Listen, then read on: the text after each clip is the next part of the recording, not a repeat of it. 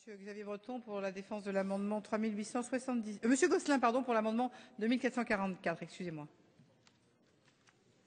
Bien, je suis allé quelques minutes vérifier à l'extérieur quelques éléments pour revenir en essayant de... Eh oui, bah oui, ça, vous nous obligez, je vous assure, à donner le meilleur de nous-mêmes non, mais je vois que vous en doutez encore.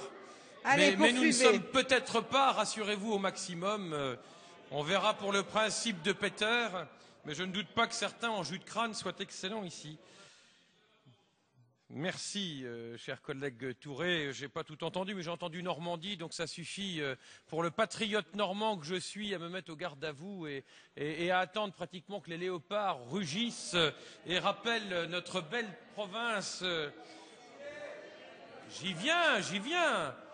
Nous sommes pour une France des diversités où les léopards normands peuvent rugir et rappeler leur période glorieuse.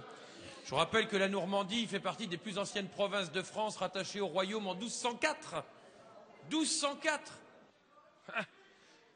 J'y viens donc. Bon, je reprenais, Madame la Ministre, le point de départ, donc la loi de 66. Non, la prochaine fois, il faudra vous en prendre à notre collègue Touré. Il ne faut pas tenter le diable. Moi, je n'y suis pour rien. Donc, la loi de 66. Et laissez-moi terminer, chers collègues. Pas la conclusion, allez-y. Bon, bah écoutez, c'est défendu, j'y reviendrai. Merci. Monsieur Gosselin. Monsieur Le Fur, l'amendement 3224, s'il vous plaît. Merci Madame la Présidente. Alors mon collègue Gosselin a évoqué la Normandie. Évidemment, je me dois d'évoquer la Bretagne, rattachée beaucoup plus tardivement que la Normandie, mon cher Philippe Gosselin. Il a fallu deux rois qui épousèrent successivement Anne de Bretagne. D'abord Charles VIII, puis Louis XII, chacun le sait. Et il fallut encore que la fille de Louis XII et d'Anne de Bretagne, Claude de France, épousa François Ier pour que cette union soit la plus... Eh oui, mon cher collègue du Pas-de-Calais, chacun a son histoire. Permettez-moi d'évoquer la mienne et celle de la région d'où j'ai le bonheur d'être issu. Silence, mes chers collègues, s'il vous plaît. Également mon collègue Urvoas qui pourrait me reprendre si je commettais des erreurs. Et d'autres collègues parmi nous qui ont des attaches dans notre chère région. Mais l'objet de mon amendement, si vous m'y autorisez, c'est bien de poursuivre peu de silence, s'il propos vous plaît. développé très intelligemment par Le Gay. Le Gay nous dit qu'il y a donc un certain tourisme juridique. La parole est maintenant à monsieur Le Fur. Gosselin, pardon. L'amendement 2448.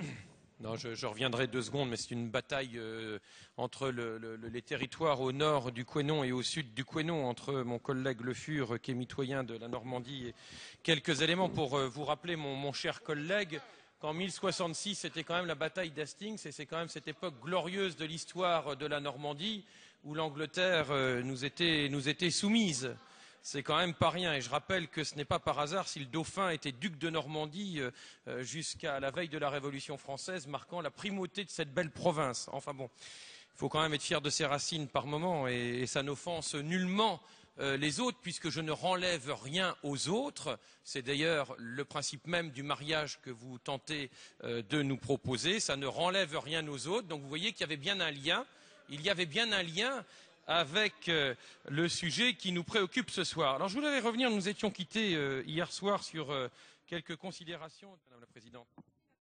Le Fur pour l'amendement 3226. Oui, merci Madame la Présidente. Il faut vraiment que nous échangions avec Philippe Gosselin parce que sur ces sujets, Bretagne-Normandie, nous avons beaucoup de choses à nous dire. La Normandie était une province sans parlement, tandis que la Bretagne disposait d'un parlement. C'était extrêmement différent. Et en matière fiscale, il y avait des singularités qui étaient extrêmement intéressantes. En particulier, en Bretagne, nous étions dispensés de gabelle. Et ceci a une conséquence très concrète et très objective en matière culinaire, puisque faute de gabelle, le sel n'était pas cher.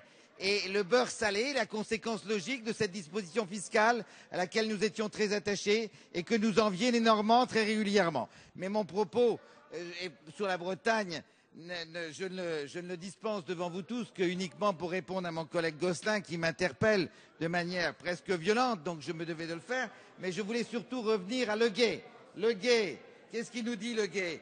Il parlait du tourisme juridique.